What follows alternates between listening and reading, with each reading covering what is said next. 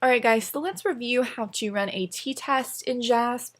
So a t-test is comparing the means between a continuous variable and then a categorical variable with only two groups. So remember, if you have more than two groups, you want to run an ANOVA. So a t-test is basically the same thing as an ANOVA, only the categorical variable has two groups.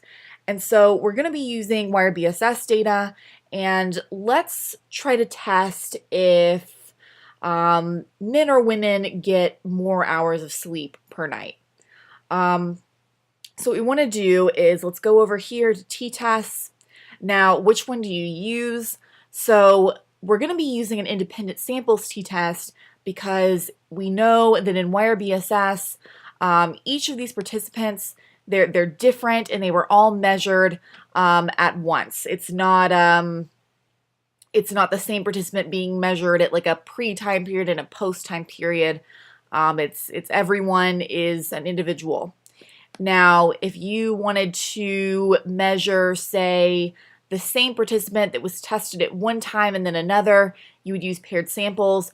You would also use paired samples if the participants were somehow related. So like a parent and child or twins is when you would use a paired sample t-test. But we're using independent samples because the participants in this data set are really not related in any way. You could say they're classmates, but they're not related in a way that is relevant to what we're wanting to test. Okay, so let's go to t-test, independent samples t-test. Now we know that sex in this case is Q2, and we're using Q2 because it is a variable that is categorical and only has two groups or two levels. There's male and there's female in this data set. So we're going to move Q2 to grouping variable. And then hours of sleep is Q88.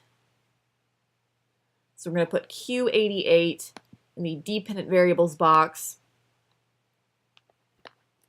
And then we're going to get this output. Okay, so we see that from our t-value, this is a negative relationship.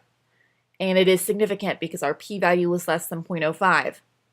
Now, if we go down here to hypothesis, we can figure out, okay, we know here that the means are significantly different, but let's see, okay, is it males getting more sleep or females getting more sleep?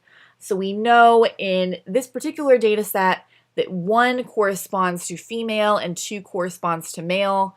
So if our hypothesis was that females are getting more hours of sleep than males, we would select group 1 is greater than group 2.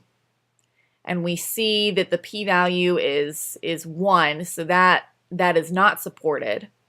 So it appears that group 1 is getting less sleep than group 2. Females are getting less sleep than males because when we select group 1 is less than group 2, we have a p-value of less than 0.001, which is less than our alpha of 0.05. So that's about it. That's what you need to know as far as running an independent samples t-test.